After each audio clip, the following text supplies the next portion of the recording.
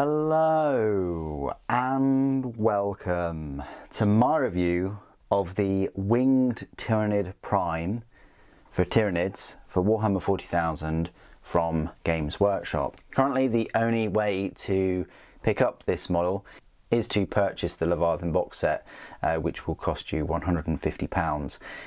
I think that when they release this model separate, and I think they will, it probably costs between £20 and £24. Format of this review, as usual, I'll have a look at the model up close, look at all the detail. There are no spare parts, like a lot of these Leviathan minis. So we'll go straight into some size comparisons with other Tyranid creatures from the set and out of the set. Then I will go through all of its rules. So first things first then, let's have a look at the mini. It's a nice mini. I wasn't too keen on it from some of the pictures to start off with, but it has grown on me over time, and now I think it's pretty good, and it's a good addition.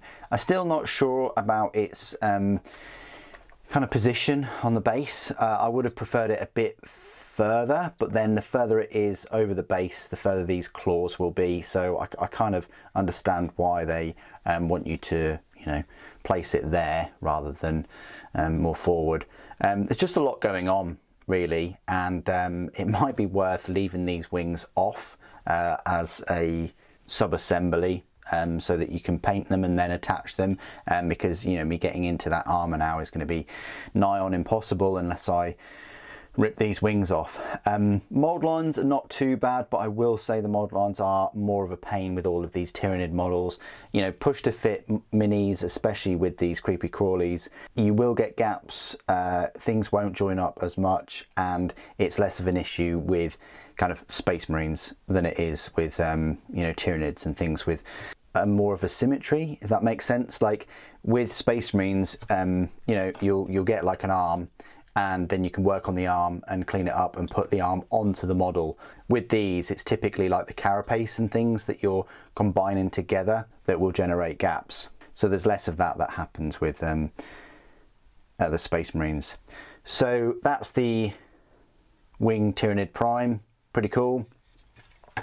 There are no spare parts, as I say, so we'll go straight into the size comparisons. So straight away I'll just compare it to a couple of minis from the set. So we've got the Neurotyrant, which is here. So it gives you an idea. The Neurotyrant is a fair bit taller, but it is on the same size, I think 50mm base. So that's the Neurotyrant. Then I'll compare it to the Screamer Killer, right here, the largest model in the set.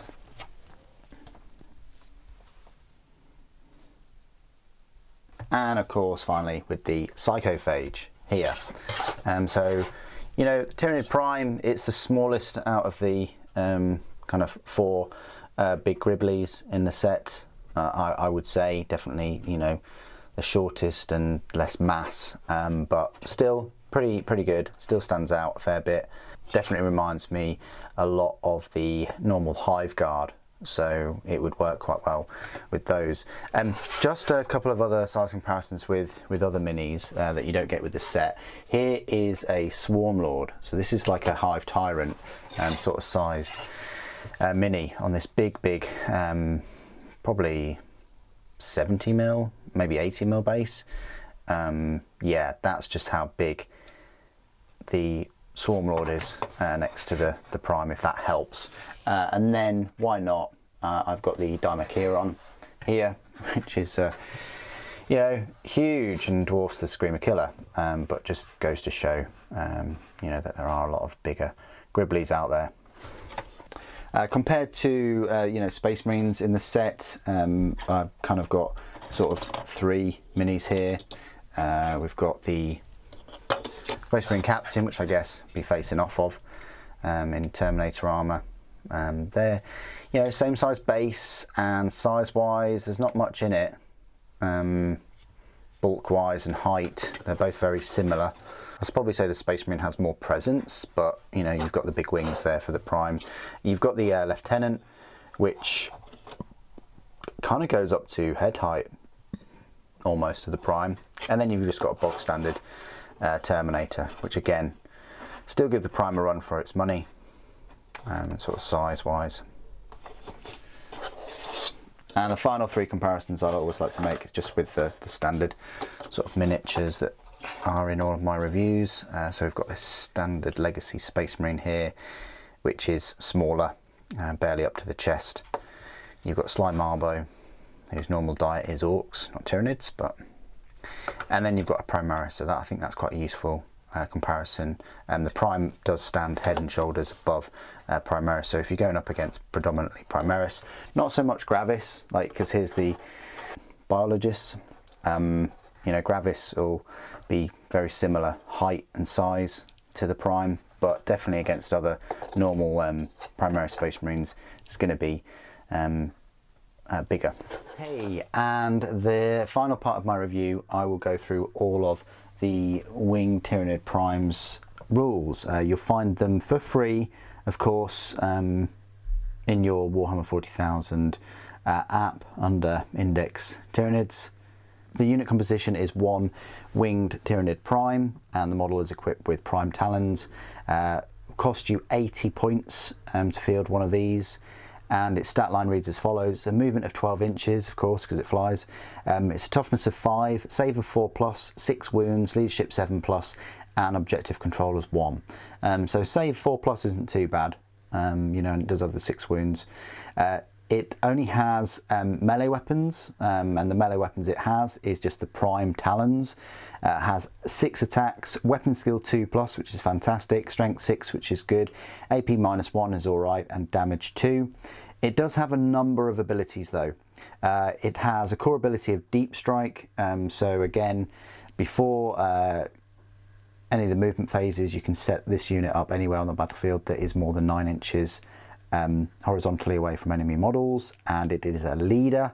Again, they can lead. You know, they can be attached to a bodyguard unit, and they can lead that unit. Faction abilities has Shadow in the Warp. So if your army faction is Tyranids, once per battle in either player's command phase, if one or more units from your army with this ability are on the battlefield, you can unleash the Shadow in the Warp. Each enemy unit on the battlefield must take a battle shock test. And it also has Synapse. While a Tyranids unit from your army is within 6 inches of one or more Synapse models from your army, that unit is said to be within Synapse range of your army. Each time a Tyranids unit from your army takes a battle shock test, if it is within Synapse range of your army, take that test on 3d6 instead of 2d6. Now, it has a couple of datasheet abilities. Alpha Warrior. While this model is leading a unit, weapons equipped by models in that unit have the Sustained Hits ability. Sustained Hits is a core ability, and we talked about that in another review. Essentially, if a critical hit is rolled, that attack scores a number of additional hits on the target. So model makes an attack with a melee weapon with Sustained Hits 2. If the hit roll is an unmodified roll of a 6, that's a critical, then that attack scores a total of 3 hits on the target. Also has Death Blow. If this model is destroyed by a melee attack, if it is not fought this phase, roll 1d6. On a 4+, do not remove it from play. The destroyed model can fight after the attacking model's unit has finished making its attacks, and then it is removed from play. So it gets that final kind of few attacks.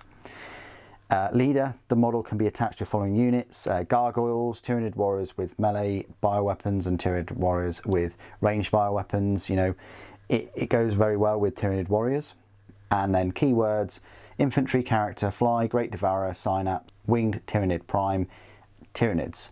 So it's a decent unit. Obviously doesn't have any invulnerable saves or anything like that, so it's going to be quite vulnerable. You really should be, if I was fielding it, I would be putting it in a unit, possibly a unit of Tyranid Warriors, but you know, if you do that, then you're going to forgo that 12-inch range movement that it can have.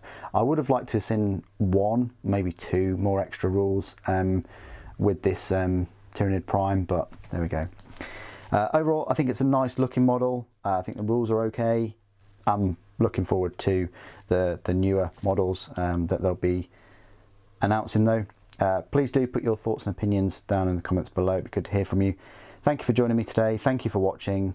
For the Norn Queen.